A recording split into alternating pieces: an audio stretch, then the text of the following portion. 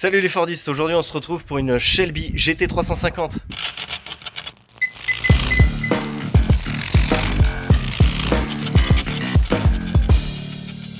Bon, alors aujourd'hui on se retrouve sur cette Shelby GT350 parce qu'en fait elle est en Sync 1 et le client veut passer en Sync 3 d'origine, j'insiste. Donc du coup je vais vous montrer à quoi ça ressemble et puis vous aurez le avant, le pendant, on va dire pendant le démontage, et le après, une fois programmé, totalement d'origine.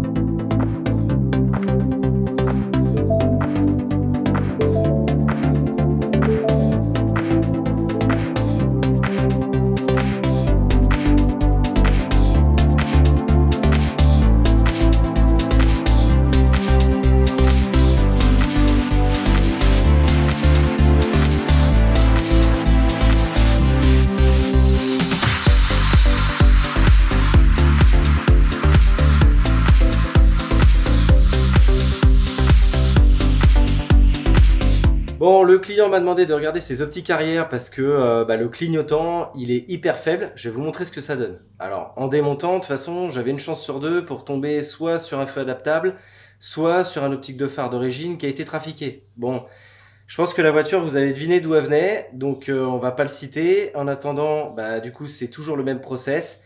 On rajoute des boîtiers électroniques, on tire des câbles, enfin, c'est un enfer.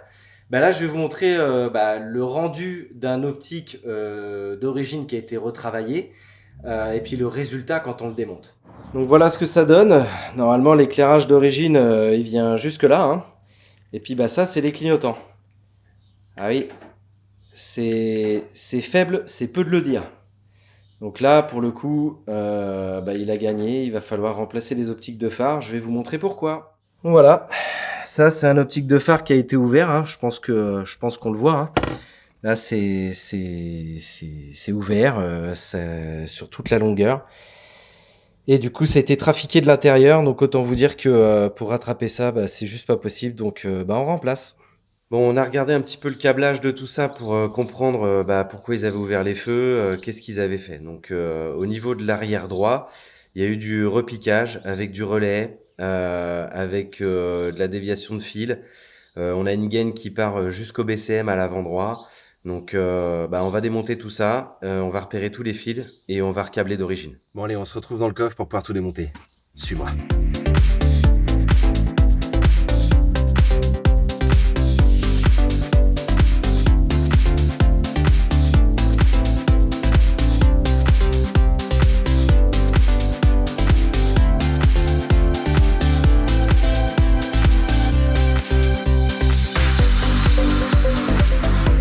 Bien, donc comme vous avez pu le voir en photo, il y en avait un peu partout. Certes, c'était plutôt propre, le chantier était propre, mais le résultat final était pas bon. Oui, réponse à la question, est-ce que ça clignote? Oui. Est-ce que ça clignote bien? Pas du tout.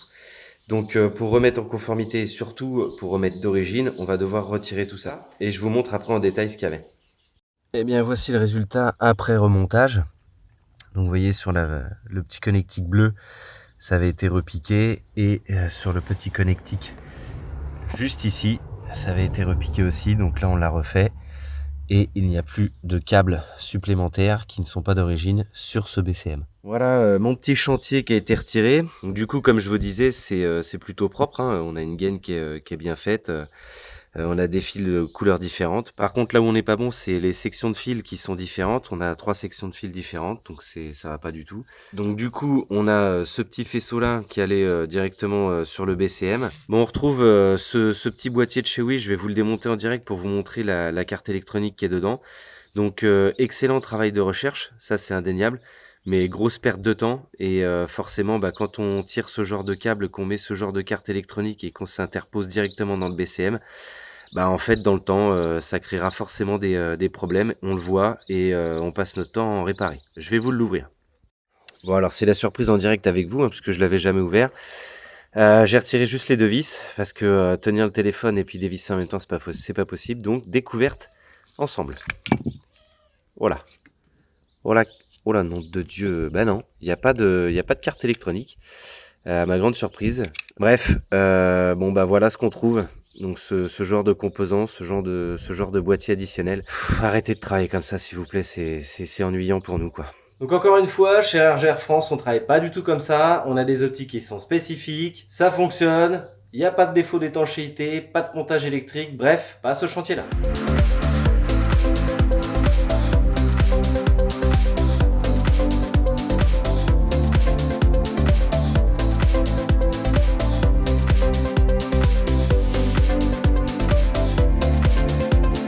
Cette vidéo touche à sa fin, j'espère qu'elle vous a plu et je vous dis à bientôt pour de prochaines vidéos.